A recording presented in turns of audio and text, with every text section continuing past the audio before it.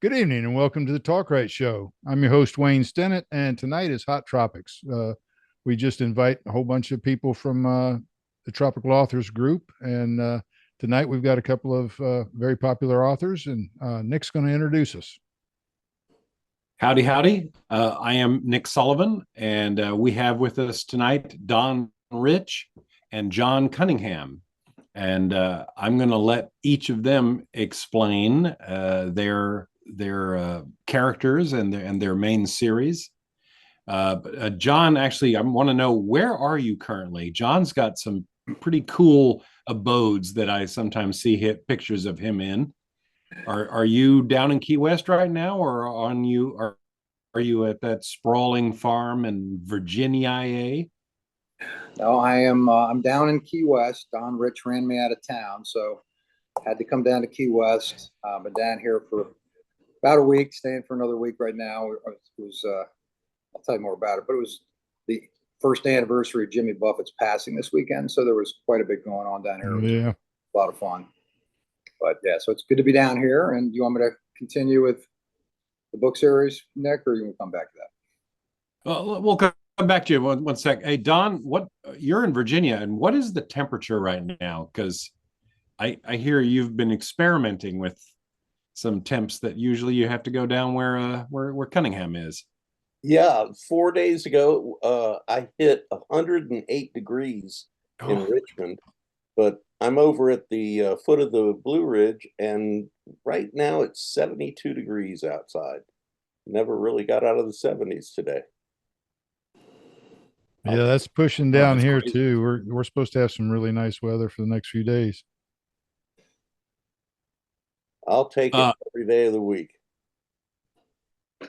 Well, John, as I understand it, you're not going to be able to tell us about your next book yet because you don't have a name for it, right? But it's coming. I get the impression that the story is mostly done, right? How? When are you thinking of having the next Buck Riley come out? Yeah, so the next story, book 12 in the series, is all but 2 chapters done, which should be done in the next 2 days. First draft, and I'll go through the editing process, but I should be posting it for pre-sale pretty soon, and I'll do cover reveal and things once I know what the cover is going to be and once I know what the name is. But unlike you all, who I have great respect for, you will have a cover and a title before you've written word one. It always amazes me. So I have to write the whole thing and then think, all right, what really jumps out to me about this title? I have a pretty good idea what it's going to be, but that's because I'm almost done.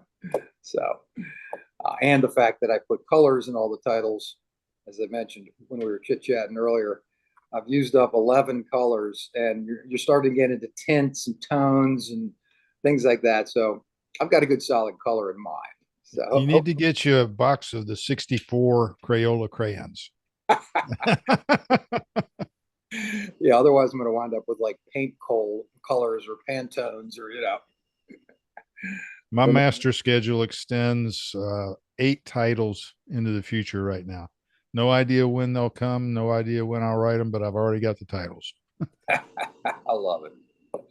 Wayne's got it down to, I'm going to do so many words a day, and I'm like, how do you do that? I can't. I come up with a premise, I write the description, I put it up on Amazon as a pre-order, and then I write the book and have to go back and rewrite the description. I don't write the description. The current book I'm writing is Dominica Blue, and I'll write the final chapter this week, the end, and it's not even on pre-order yet. So it's a lot easier to write the book and then write the description than it is to try to write the book and follow the description. True. Yeah, that's my philosophy. So after this last fiasco, I came down to within hours of hitting the deadline with Amazon after I'd pushed it back a month on this last on coastal competition, and so I was stressed out unbelievably, and I'm never doing that again. I just make you a spreadsheet like I do, and you know what weeks you're not going to write. You're not going to write very much on the week of Christmas. You're not going to write a whole lot the week that you're publishing the book before that. You're not going to write a whole lot on Thanksgiving week. If you take vacation, you're not going to write that weekend. So figure out when you're not going to write, and then when you are going to write, you know what you're capable of. That's easy. My life is totally nothing like that. I wasn't going to write anything until we got back from the NINC down in St. Pete in a couple of weeks. Nope, staying away from the computer. And then yesterday it hit me, and I had to sit down and write the first chapter of the next book. Even came up with a name. Well, there you go. Gotta love inspiration, right? Yeah, got to grab it while you can. And Something Nick, for folks watching this, generally you can put a book up for pre-order when you haven't written a single word. All you need, in fact, I think they'll let you do it without a cover now. I did it with just a picture. It didn't have the text on the cover or anything, but I had the picture for the cover. So I just threw that up there. How far in advance before your release date? 3 months, at least 3 to 4 months. Yeah. This was last year when I was writing for it, just 3 books a year. This year, oh, these 4 books have just about killed me. Yeah, we were slacking back then. Now you're doing that and doing weightlifting competitions, setting state records, things like that. Well, I think that has definitely helped. My mind's a lot clearer. My recall's a lot better. I don't have to go look stuff up 20 million times when I've only already done it once. I can remember it. So it definitely helps. Physical fitness just goes hand in hand with mental fitness. Absolutely. John, let me ask you Go ahead. the color thing that you have, which is each of the Buck Riley books has a color in the title. And the first book, Red Right Returning, I'm going to ask you to explain what that means. I have a neighbor down the street that has a driveway, and they've got a red light and a green light there. I'm like, that's genius. But did you come up with that title and then go, oh, I should do the whole series with colors? Or did you have the colors in mind from the beginning? Yeah, I kind of always had the colors in mind. And, when I was a teenager and really got into reading, my uncle had introduced me to all the Travis McGee stories. So he lived in Miami. This was in the early 70s, really just ate those up and loved it. And, he also, had a place in the Keys. So we went down there and go fishing and diving. So really just that whole lifestyle attracted me. And that's where I am right now. So thanks to my Uncle Bob. But the colors, yeah, I really kind of made the decision to pay homage to John D. McDonald with the colors, not to, copy it or rip it off. My books are very different. I mean, Travis McGee is what it is. He's an icon. It's just a nod to the storyteller. Yeah. Yeah, it's a nod to the storyteller. So it's a lot of fun, although he did 22 and there's some funky colors in there. Like I said, it's getting thinner and thinner on the colors, but red right return is a nautical term, which means, the right buoy's on the right side as you're heading back to home. And unless you're in the Keys, of course, where the backcountry is the opposite, but say la vie. Or if you're in the intercoastal waterway, it's right. red right going north. Right. So yeah, every color that has been used, it pertains to something specific in the story. So like the last book I had come out was Buried in Orange, which was the 11th Buck Riley story. And you don't know what the orange is until like the last couple chapters. And Buried in Orange is a very germane, matter and issue that impacts the balance of the story. So every single one is relevant. One that kind of steps out that wasn't quite a color, but looked like a color was Maroon Rising. I think that was the 5th book in the series, took place in Jamaica. And Maroons down there are, native warriors who were some of the most fierce warriors. They were escaped slaves back in the times of, the colonial times. And there's still Maroons, active. It's still a vibrant culture in Jamaica. So that one was a little bit of a double entendre, if you will. But yeah, I heard way back when, right after McDonald died, I was a huge McDonald reader. I lived for the next book to come out, and heard, well, there's a book with black in the title, and it's going to wrap the whole thing up, and that'll be the end of the series. That was before I ever wrote anything more complex than a grocery list, and did not understand you can't do that because you don't know what's going to happen in the series between now and then. So it likely won't tie in very well. And of course, there wasn't anything with black in the title, black for the shroud or whatever. But it was a disappointment. Then again, not, because maybe maybe they'll let somebody pick that up and start writing him again. I can't remember if people have tried that. I know they tried to make a couple TV shows that they never did a good job with. Those were always disappointing, and it's really timeless stuff. I don't know. I'm sure all of you have read it and found inspiration there as well. But they're pretty timeless stories. I mean, they're a little. Hyacinth provides the introduction on a lot of them, which you can imagine because they were both very editorial on Florida and the changes in Florida. So the 60s and 70s from McGee's standpoint, or John McDonald's standpoint, it was pretty bad to all the developers, so much going on. Good thing he doesn't see what it is today, probably. Oh yeah, still 100% valid, every bit of them. Yeah, right. They wanted to put a golf course, actually several golf courses, at Jonathan Dickinson State Park. It's a pickleball courts and a 350-room hotel. Yeah, there's only like 2,000 golf courses in Florida. Yeah, I've been watching Carl Hyacinth fight that, and he was telling people where to go. Speaking of Hyacinth, have any of y'all small victory lap and then went, this is just they're going to do it again, so keep on it. Yep.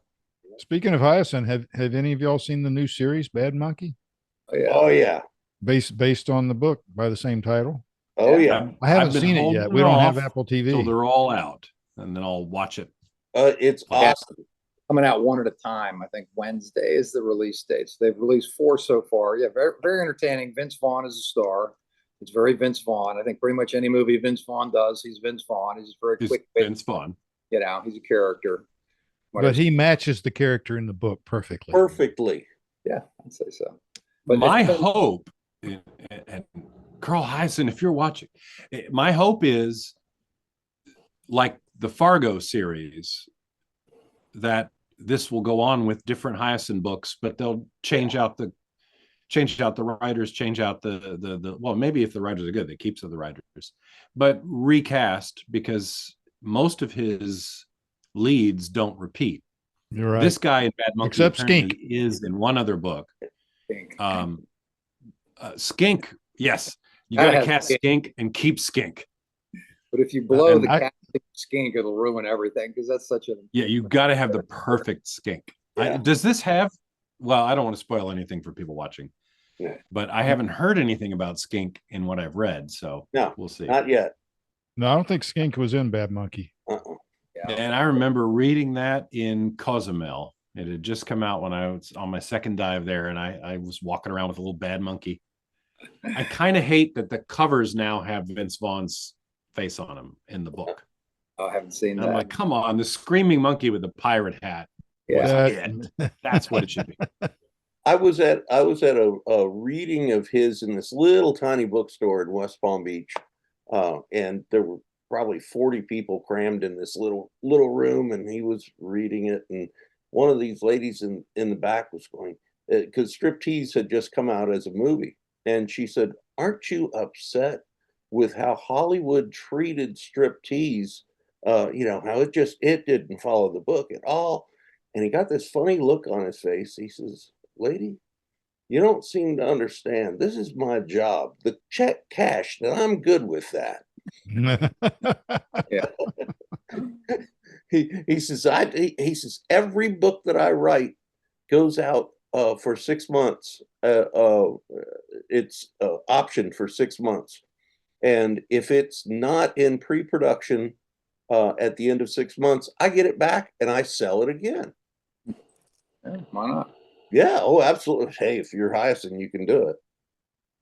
And maybe that's one of the benefits of him not having. I mean, he's got a couple with like 2 in a series. Skink repeats multiple times, but I don't. Even in the Skink series, I'm not sure there's other repeat characters. But if Hollywood screws up your franchise, that could be negative.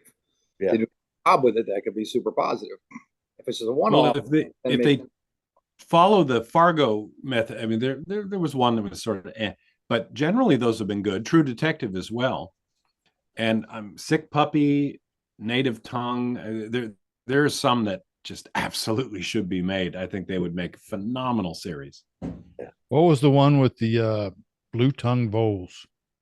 Oh, The Native Tongue. Native yeah, tongue. Native Yeah. Tongue, yeah. I like that one was good.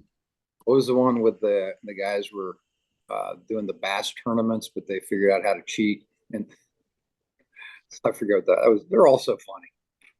Rich, you're the one that should know this. What's that? I know the book, the bass tournament where it's set in mostly in the Everglades, and they create an earthquake. We're ruining a lot of people's reading. Yes. That's all right. Don't read Hyacinth, read us. Yeah. So everybody here is going to be in St. Pete. Is that right? Other than Nink, is anybody planning on doing anything? Drinking We're arriving Sunday, and I'm planning to do as little as possible until Wednesday. Mm-hmm. And after that, it's just nose to the grindstone. I'm going to the Columbia restaurant for their Cuban sandwich and salad. Oh, awesome. Absolutely awesome. I'm coming solo. My wife's staying at home. We have a new granddaughter, so she's staying close to that. And so it's my first time coming to Nink and really spending any time in that part of the world, except for maybe one trip in my teens coming up from Key West. So I'll be looking to you all for guidance. So looking forward to it. It's going to be fun. You got a Concorn? It's on my list to get here before I leave. Definitely pack that. That was the highlight of the whole conference last year. Everybody has been talking about it ever since. I got to put that on my list. Well, Don, you had a new book out just a couple of days ago, didn't you? Yeah, it was #1 in Sea Adventure Fiction for one day. And then congratulations. I got knocked down faster. But no, that one was part of the Coastal Adventures series, and that was Coastal Competition. And even though it got black and blue a little bit, it's still up there next to. It's still hanging good. It'll stick there a long time, I think. Yeah, I'm hoping so. And then I've got a new series out called the Mob Jack Mystery and Adventure Series, which is where Coastal Adventure Series is over on the eastern shore of Virginia, on the eastern shore of the Chesapeake Bay. Mob Jack Bay is over on the western shore, and a completely different set of characters and a little different vibe to it. I'm having a lot of fun with it. An awful lot of fun writing it. I read that one. Really enjoyed it, Don. Good first start to your new series there. Well, thank you, John. Thanks. It's always fun to start a new series. It is. And then I'm splitting it up. A lot of successful people around here will have a boat or a house down at the river, Rivah. And so that's what happens with the main character. He's actually a moonshiner and runs an underground poker tournament, big poker tournament, and he also owns a brewery here in Crozet. So I get to spend time. My character gets to spend time in Crozet and also down around Matthews, Virginia, which is one of my favorite places. So it makes it a lot of fun for me for writing it. Yeah, Matthews. Oh, there's a plant there that makes PVC pipe. I haven't seen that. I used to, it's on the south side of Matthews. I used to pick up there all the time. Oh, cool. That's a terrible load to haul. I mean, it shifts and moves and it's lightweight and it just, I hated those things. You like those big tires. The tires are real easy. There's only 2 or 3 of them on the trailer versus 500,000 pieces of pipe. Matthews has been undergoing a revitalization where they're going in and putting in a lot of independent little stores and some great restaurants down there, and not a whole lot of places to stay, which is just fine. Let everybody get the hell out of there, leave more room on the street. But I love the little town. It's kind of like Key West without all the people. That's a pretty part of the state for sure. Yeah. Something viewers may not know, but Wayne Stinnett, before he became a best-selling novelist, was a trucker, and his wisdom came into play for me recently when I was driving back from Tennessee on a Monday, and I called you for something or other and mentioned that I had gotten stuck on the 2-lane I-81 behind oversized loads. I was like, it's more oversized things than I've ever seen in my life on a Monday. And you told me, and I'll let you fill in why that was. And now I'm not going to drive on I-81 on a Monday if I can help it. Well, in most situations, oversized loads can only be moved during daylight hours. And a lot of larger cities have curfews where you can't come through the city during rush hour, morning or evening rush hour. And where you were driving just happens to be one of the most productive sites for everything. I mean, there's steel mills and all kind of everything's built up there. Was that the part that you were talking about? Or? Well, no, I thought you said something about oversized loads. They weren't supposed to move them on certain interstates on weekends. Yeah, weekends also. There's specifically in the Northeast. So they would hang out and then limited Monday through Friday Monday, daylight, which is why I was stuck. 81 needs. It was swimming pools and double wides. Yeah, that's a tough road. My daughter went to Virginia Tech, so I'd drive down there to see her. And we had to go down there when she lost her license for doing 92 miles an hour in her little Honda CRV while she was watching a video. I was like, oh, that's good, dear. Glad you lost your license. Maybe you'll survive. But yeah, that's a lot of traffic on that route, truck traffic. One thing when you're in a truck, it's another when you're in a SUV or a car or something. but we try to take it as easy on the motoring public as possible. Yeah. But sometimes people do really dumb stuff around trucks. Yeah, it's normally the other drivers that screw up. Certainly, I've never seen a trucker cause me any issues, but it's the people who get around them that I don't know what they'd freak out or something. It's like, where do they have to go that they have to be there right now unless they're bleeding? My daughter had to get to class, unfortunately, which she wound up missing because she got hauled in. Do we have any questions from YouTube? I would try to bring it up on my phone, but I don't. I just checked a minute ago. I didn't see any. Anybody watching on YouTube and you have a question, just drop it in the chat. No, I don't see anything. Well, let's see. One thing, hopefully everyone will be able to come to, a new tropical author, Nathan Van Coops, who is an aviator, is going to be landing his plane at St. Pete's Little Airport there in downtown. And so will Cap Daniels.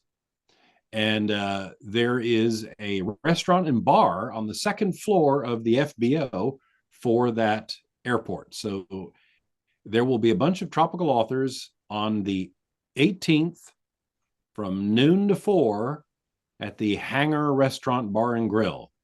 So if you watch this and you see this little ending here, now you know where you can go and have a beer with some of your favorite authors, and maybe we'll sign a book for you. Is that the airport that's over by the water? Yes, it's just south of the downtown Dock Fords. Yeah, right across the water from Dock Fords. Yeah, Oh, Whitted, indeed. I think. Whitted Airport, I think it is. W-H-I. Say that again. Isn't it Whitted, W-H-I-T? Yes. Yeah. Yeah. I just read Coop's first book. Actually, enjoyed it. Okay, we do have a couple of questions now. Oh, excellent. My wife's downstairs cooking dinner, and she asks, "What's each person's favorite book? Favorite book that you wrote?" Ooh. That reminds me of when somebody asked Jimmy Buffett's drummer what his favorite song was that they played on, at concerts, and he said the last one. Or when what was it? A reporter asked him, "Well, which way is your music heading?" And he said, "South." I'm loving Mob Jack Gamble is your favorite? Yeah, that's the first one in the Mob Jack Mystery and Adventure books. Actually, though, it's the second book. I wrote a novella that if you buy this book, there's a link in the front of it to being able to get the novella for free, which is Mob Jack Creek. Yeah. Well, mine has always been Fallen Pride, and main reason for that is all the revenue produced by that book has been donated to veterans charities since day one. When I first wrote it, we donated half of the income to I forget what Wounded Warriors, and that continued until it was about a year old, and then we switched it over to 100% of all proceeds and started donating to other veterans charities. Now it goes to service members undertaking disabled sports, which used to be soldiers undertaking disabled scuba or just plain suds. That's right. But now I'd have to say Appalachia Fair is my favorite of all the books I've written. It's I had so much fun digging into Dawn's books, working with Kat and Debbie, her cousin, or her daughter and cousin, and just figuring out all the little details. It's cool. I bought it. I haven't read it yet, but I'm looking forward to it. Let's say for me, they're all different. My characters, the series takes place in Key West in the Caribbean. They either start or finish in Key West every time, and there's typically some issue or mission to help somebody or look for a treasure or something that takes place in another location. But the last book, called Buried in Orange, I mentioned it before, and that one, Buck got the call to fly his new restored Grumman Albatross, he and Ray Floyd, his partner, all the way to Italy for a Formula One race to do a flyover at the race. So being a good author, I had to go there, go to Italy, go to the Formula One race, go into the paddock, hang out there, and then travel all the other locations, the Dolomites, Lake Como, do all that.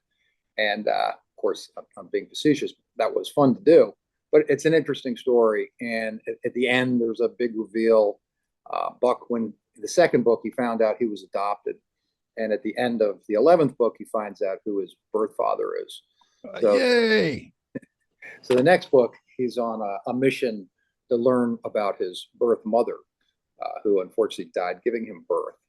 So it's got a lot, like you were saying, right? A lot of research into that. I mean, all the books. I mean, that's half the fun is doing the research for me. Definitely. When you have especially those research trips, they're hard, they're expensive, but you got to do it. That's right. That's right. We owe it to our readers to be accurate. I would agree with that. I went to Saba right after Hurricane Irma. A lot of the trees were denuded, so the decision to set this in Irma, it was a no-brainer because all the people I was talking to were telling me about holding the door closed as the wind tried to pull it out of their hands, and distributing whistles in case the walls came down. And this one of mine, I think, is probably the tightest. And it's also when, after Deep Shadow, I realized, oh, Emily's actually just as important as Boone, because that wasn't what I had in mind when I wrote Shadow initially. But when the days get long, this one's my favorite. Yeah. I enjoyed Nights that get book long. so much. And I'm not a science fiction thriller kind of reader, but it was it was so much fun reading that. Creature features are really more action adventure than they are Stephen King horror. We do have another Jaws, question. Jurassic Park, they're more action. Hula Girl is asking, first she apologized for being late, and then she asks if we're going to write another collaboration. Not anytime soon, I don't think. But it's been discussed. I think we would, when we did those other collaborations, we had an idea of, we're going to do a series and we're going to mix up these folks. I think the idea would have to come first rather than the desire to do some collaborations. And if certain things, like I see this new Van Coops fellow and I'm thinking he and Cunningham should have books together. There's probably going to be something at some point, but I haven't heard any whispers as of yet. That would be in the distant future, maybe, possibly next year. How many total were done amongst tropical authors? I know we did 2. Don 5. did 1. Okay. 5 total, and there was a 6th one planned, but we just couldn't. Ruthless was we discussed. just couldn't nail Cap Daniels down to contribute. He's so busy. Well, we're going to have him trapped in the same place with us for a whole week, so maybe I'm going to be on a fishing boat with him all day long next week, so I'm going to bend his ear a little bit. Well, Hula Girl, Charlotte Roberson, nice to hear from you. Hope you're doing well. And that we had a lot of fun doing. Nick Harvey's not on right now, and Don Rich wasn't a part of it, but Nick Wayne and I had a lot of fun doing Timeless and Graceless, and they, well, for me, that's what got me the honor of being a USA Today best-selling author. I think Wayne was already there, maybe Nick too, but and through Wayne's guidance and making that happen. So those books were a lot of fun and pretty special to us. And we got that in under the wire before they killed it off. Now it's back. Just barely. Perfect timing. Oh, it is back, but not really. No, it's different now how they rate it. Yeah, it's like college football ranking. It's all opinion. Charlotte or Hula Girl is a good example of fans who are, their interest in your series can actually impact what you do. I wound up having one of Buck's former research partner at E-Antiquity, his original company. Her name was Scarlett Roberson, so I borrowed Charlotte's last name for that character, which I know she always enjoys, and so do I. Well, we are now overtime. So I want to thank you guys for coming on with us. It's been a lot of fun. Good to see you all again. Looking forward to seeing you, a few weeks from now. It's not far. Oh, 18. Yeah, just a couple more weeks. Yep. Good luck deep sea fishing, Wayne. I'll be flats fishing on Friday, so hopefully the wind stays down. Well, hopefully we catch a whole bunch of fish. Thank you all for being on, and thanks for our supporters and sponsors. Well, none of them are sponsors; they're all just supporters. But Aurora Publicity, Down Island Press, How Not to Sail, the Talk Right Show, of course, and Tropical Authors. And did I miss anybody? Oh, Latitudes and Attitudes. I got them all. And you know how I did that? You finally have the Post-it? No, I pulled up my newsletter that went out a couple of days, and all the sponsors are listed at the bottom. That works. All right. Well, good night, everybody.